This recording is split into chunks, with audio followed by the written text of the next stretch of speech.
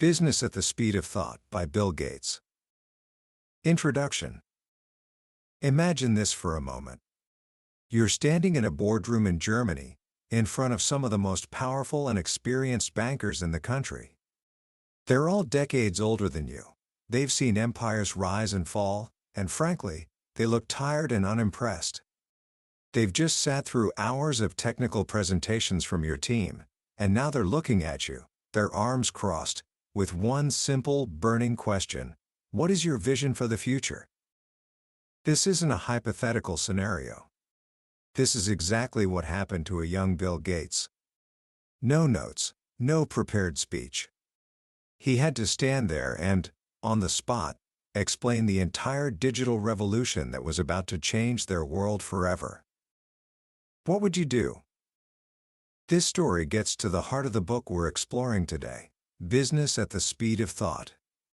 Published at the very peak of the dot-com explosion, this book isn't just a historical artifact. It's a blueprint, a vision of the future written by the man who was, in many ways, building it. Back then, the ideas in this book felt like science fiction to many. Today, they are the simple reality of our world. This book became an instant classic, a New York Times bestseller that wasn't just for CEOs in corner offices, but for anyone who sensed that the ground was shifting beneath their feet. It was Gates's attempt to hand us a map for a world that was being rewired, in real time, by the internet. Now, you might be thinking, this book is over 2 decades old. Is it still relevant? And that's a fair question. But here's my promise to you. By the end of our time together today, you will see that the core principles in this book are more important now than ever before. You'll understand the one fundamental concept that separates winning companies from losing ones, and you'll have a new framework for thinking not just about business, but about how you gather, manage, and use information in your own life to achieve your goals. Because as Gates believed with every fiber of his being, how you handle information will ultimately determine whether you win or lose. Let's begin. Book summary. So, what was Bill Gates's big idea? What did he tell those skeptical German bankers? He didn't talk about microchips or lines of code. He talked about something much more familiar, much more human. He talked about the nervous system. Think about your own body for a second. When you touch something hot, you don't have to stop and think about it. You don't need to write a report and send it to your brain for approval. The message travels instantly from your fingers to your brain, and your hand pulls back in a fraction of a second. It's an automatic, lightning-fast response system. Your body's information network, your nervous system, is your lifeblood. It allows you to think, to act, and to react. Gates looked at the business world and saw that most companies were operating without one. They were like clumsy giants. An employee in a store would hear a customer complaint, but that information would get stuck on a paper form, sit on a manager's desk for weeks, and maybe, just maybe, make its way to the people who could actually fix the problem months later. It was slow, inefficient, and disconnected. Gates's vision, the one he scribbled down for those bankers, was for every organization to build what he called a digital nervous system. An electronic network that would allow information to flow through a company as quickly and naturally as thought flows through a human mind. It's a system where bad news travels just as fast, if not faster, than good news, so that you can react to problems instantly. It's a system where everyone, from the CEO to the person on the factory floor, has the data they need at their fingertips to make better decisions. This idea might sound obvious to you today. You've grown up with instant messaging and live updates. But at the time, this was revolutionary. And to understand why it's so powerful, we need to go back even further, to a time before computers, to see how this principle worked for one of the greatest business leaders of the 20th century. Alfred P. Sloan Jr., the man who ran General Motors from the 1920s to the 50s, was obsessed with one thing: facts. He knew he couldn't run a massive, complex organization like GM based on guesswork or emotion. He needed real data. But back then, there were no computers or databases. So what did he do? He built his own office inside a private railroad car and traveled all across America, visiting 5 to 10 car dealers a day. He talked to them. He listened to their complaints. He gathered information firsthand. He was building a human nervous system for his company. He discovered that the car business was changing. People didn't just want to buy cars, they wanted to trade in their old ones. This insight was crucial. But Sloan's real genius was in creating a system to make this information flow permanent. He created a standardized accounting system for every single GM dealer and factory. For the first time, everyone was using the same numbers, speaking the same language. A dealer in California could compare his performance to the average dealer in New York. This information infrastructure, this early, paper-based nervous system, allowed GM to respond to the market so quickly that other car makers couldn't compete for decades. Sloan proved the timeless principle: how you gather, manage, and use information will determine if you win or lose. Now, let's fast forward. The world got faster, more competitive. And a new technology emerged that would change everything: the Internet. The Internet, as Gates explains, is the ultimate tool for creating a digital nervous system. It's the railroad track and the telephone line all rolled into one, connecting not just your own employees, but your partners, your suppliers, and most importantly, your customers. Suddenly, the old way of doing business was turned on its head. Before the Internet, if you wanted to buy a product, you had to go through layers of middlemen, distributors, wholesalers, retailers. Each one added a little bit to the cost and slowed things down. The Internet blew all of that up. Now, a customer could go directly to the source. This led to a powerful new rule of business: the middleman must add value, or the middleman will disappear. Think about a travel agent.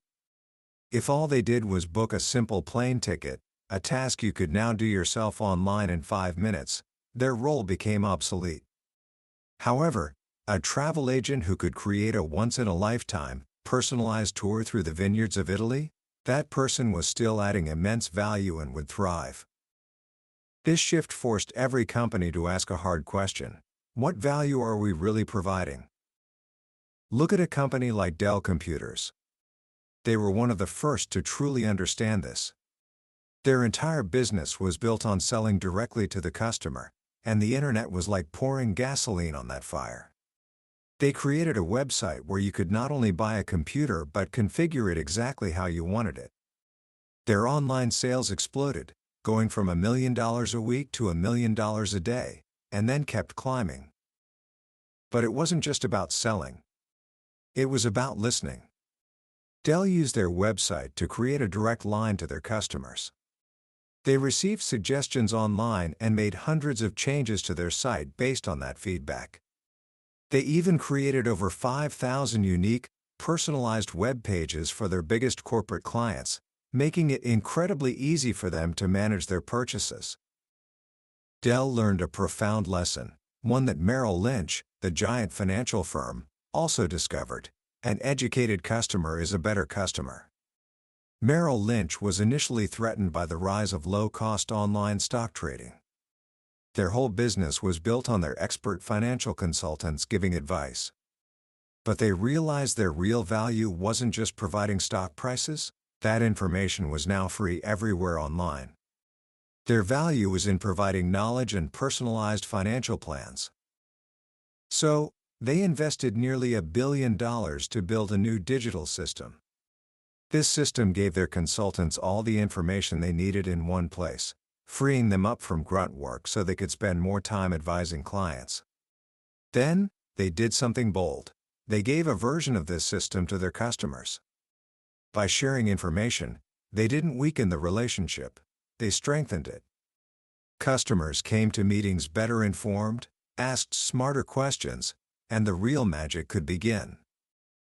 These companies understood that the internet wasn't just a new place to sell things. It was a place to build relationships, to listen, and to serve. It was the central nervous system connecting them directly to the minds of their customers. Of course, having a powerful connection to the outside world is useless if your internal systems are a mess. This brings us to one of the most critical lessons in the book, a lesson Microsoft itself had to learn the hard way. In 1995, Microsoft was on top of the world. They had just launched Windows 95, a massive global event. The press was calling them the center of the computer universe.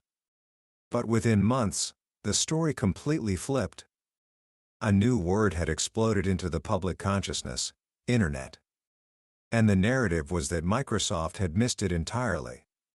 The media said smaller, faster companies would put Microsoft out of business. This was bad news on a colossal scale. So how did the company turn itself around so fast? The answer, Gates says, didn't come from him or the other top executives. It came from a handful of passionate employees deep within the company who saw the tidal wave coming. And how did their voices get heard? Through Microsoft's own digital nervous system, email. From its earliest days, every single person at Microsoft had a PC and used email constantly. It was baked into the culture. This flat open communication channel allowed these employees to share their concerns, to sound the alarm, to get everyone from their peers to senior leaders to pay attention. Email chains turned into discussions, discussions led to meetings, and those meetings led to a complete strategic pivot. Gates himself created a sense of crisis, not to scare people, but to energize them to action. Within a year, Microsoft had Internet-enabled all its major products and was once again a major player in the new digital world. This story highlights a core principle: in a healthy digital nervous system, bad news must travel fast. A good leader doesn't want to be protected from problems. They want to be the first to know about them so they can start working on a solution. You have to create a culture where people feel safe bringing you bad news. If you shoot the messenger, people will stop telling you the truth, and that, Gates warns, is the beginning of the end. This idea extends to your customers. Your most unhappy customers, he argues, are your greatest opportunity. They are the ones who will tell you, for free, exactly what is wrong with your product and what you need to do to fix it. Companies should spend more time studying customer complaints than they do their own financial statements. By using technology to gather this feedback and funnel it directly to the people who can make changes, you can turn your biggest failures into your greatest improvements. To do any of this, though, you have to do something that sounds simple but is incredibly hard for many companies. You have to know your numbers. Jiffy Lube, the car service chain, was losing money until its new parent company installed a system that sent sales data from all 1,600 stores to headquarters every single night. By 5 a.m. the next morning, every store manager had a report showing them exactly how they were doing. They could see the trends, spot the problems, and take action immediately. This daily flow of information was the engine behind their incredible turnaround. The key, Gates emphasizes, is that this data must be digital from the very beginning. A number on a piece of paper is dead. It's a final statement. You can't drill down into it, you can't analyze it from different angles, you can't easily send it to a colleague to discuss it. But a number in digital form is alive. It's the starting point for thought and action. When you have this flow of digital data, something wonderful begins to happen. You can start moving your people away from routine, mind-numbing tasks and into real thinking work. At the British retailer Marks & Spencer, instead of having hundreds of buyers comb through thick paper reports every day, they let intelligent software do the heavy lifting. The system automatically flags only the items that are selling much better or worse than expected. This frees up the buyers to use their human creativity and expertise to solve the real problems and spot the new opportunities. This is the promise of automation, not to replace humans, but to elevate them. When you use technology to handle the routine, you free up people to provide the human touch where it really matters, solving a complex customer problem, designing an innovative new product, or coming up with a creative marketing campaign. Work becomes more interesting, more challenging, and more valuable. As these digital nervous systems become more powerful, they start changing not just individual businesses, but the very fabric of our society. Gates called this the web lifestyle. He predicted a future where we would naturally turn to the web to pay our bills, manage our finances, learn, be entertained, and communicate with our friends, family, and even our doctor. A world where you'd carry small, connected devices that keep you in touch and allow you to conduct business from anywhere. Think about it. That's the world you live in right now. He saw how this lifestyle would transform entire sectors. In healthcare, he imagined a world where your medical records travel with you electronically, eliminating the endless paperwork and dangerous communication failures that plague the system.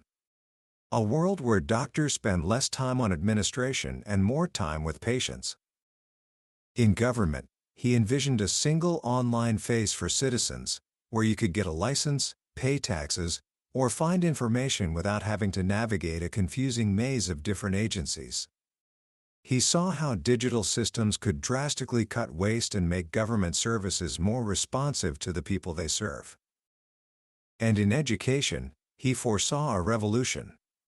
PCs, he argued, could be the most powerful tools ever given to teachers and students. They could allow students to explore subjects in new, interactive ways, to learn at their own pace, and to access a world of information far beyond the walls of their classroom. He championed the idea of using technology not as a separate subject, but as a tool woven into every aspect of learning. Ultimately, the message of Business at the Speed of Thought is a deeply humanistic one. It's not really a book about technology. It's a book about people. It's about a new way of thinking, a new way of organizing ourselves to be faster, smarter, and more responsive. The core argument is a debate between two opposing philosophies of management. The old way saw workers as cogs in a machine who needed to be controlled from the center. The new way, enabled by digital processes, sees workers as creative, intelligent individuals who should be empowered with information and trusted to act. He tells a fantastic story about the first astronauts. The original design for their spaceship had no manual flight controls. The scientists at the center believed their automated system could fly the ship perfectly. The pilots, who had seen perfect systems fail time and again, fought back. They insisted on having the power to take control if things went wrong. And on several historic flights, it was their human skill, their ability to react to the unexpected, that brought them home safely when the automated system failed. The lesson is clear. You can't predict everything from the center. The real world is messy and unpredictable. The people on the front lines, the pilots, the salespeople, the engineers, the customer service reps, are the ones who see what's really happening. A digital nervous system isn't about centralizing control, it's about distributing intelligence. It's about giving every person in the organization the tools and the information they need to think, to create, and to solve problems. Knowledge, Gates concludes, is the ultimate power tool. Commentary. As we step back and look at this book from our vantage point today, it's easy to be struck by how much of Bill Gates's vision has become our reality. The web lifestyle isn't a future prediction, it's just called life. The idea of a business not having an email system or a website is almost unthinkable. He wasn't just predicting the future, he was providing the operating manual for it. But what I find most powerful, and what I want you to really take away from this, isn't the technological predictions. It's the underlying philosophy about information, speed, and people. The first great lesson is that speed is a strategy. In the 21st century, it's not the big who eat the small, it's the fast who eat the slow. The ability to learn about a market shift, a customer problem, or a competitive threat and react in hours instead of months is the single greatest advantage a modern organization can have. This applies to your life too. How quickly can you get feedback on your work, learn from a mistake, and adjust your approach? The person with the tightest feedback loop almost always wins. The second lesson is that information must flow. Gates saw that information is the lifeblood of any system, whether it's a corporation or your own brain. When it gets blocked, the system becomes slow, sick, and stupid. So many of our personal and professional frustrations come from a lack of information. We make bad decisions because we don't have the right data. We miss opportunities because we didn't hear about them in time. Actively building your own digital nervous system, the tools and habits you use to capture, organize, and access information, is one of the most important things you can do for your future. And finally, the most important lesson of all, technology's true purpose is to empower people. This book is a powerful argument against the fear that automation will make us obsolete. Gates shows us that technology is at its best when it frees us from drudgery and elevates us to do the work that only humans can do, the creative work, the strategic work, the empathetic work. It allows us to use our brains for what they were designed for, to think, to connect, and to solve novel problems. So, how can you apply this right now? Here are a few simple ideas. First, become a master of your own information flow. Don't let your email inbox or your notifications run your life. Design a system. Use tools to capture ideas, organize your tasks, and schedule your priorities. Create your own personal dashboard for the numbers that matter to you, your grades, your fitness goals, your progress on a personal project. Second, actively seek out bad news. When you're working on a school project or with a team, don't just ask, "Is everything going okay?" Ask, "What's the one thing that could go wrong here? What's the biggest problem we're not talking about?" Learning to embrace criticism and failure as valuable data is a superpower. And third, use technology to connect and learn, not just to consume. Follow experts in fields you're passionate about. Use email to reach out to people you admire and ask thoughtful questions. Join online communities to build on the ideas of others. Use the web to become an active learner, not a passive spectator. That was a summary of Business at the Speed of Thought by Bill Gates. We've touched on the core ideas today, but I'll be honest with you, a summary can only ever be a map. The real treasure is found when you explore the territory for yourself. The magic happens in the quiet moments of reading, when a particular story or a simple phrase connects with you in a way you didn't expect. This podcast is designed to help you decide if this book is a journey worth taking. If anything we've talked about today has sparked your curiosity, I encourage you to grab a copy. Reading it isn't just about learning business principles, it's about understanding the fundamental shift in the world that happened in our lifetime, a shift that continues to shape our future every single day. The link to the book is in the description below. Also, if you found this summary valuable, I would be so grateful if you could take a moment to hit that like button and subscribe to the channel. It tells us we're on the right track, and it ensures you won't miss our next deep dive into another life-changing book from the billionaire's bookshelf. Let's keep learning and growing together.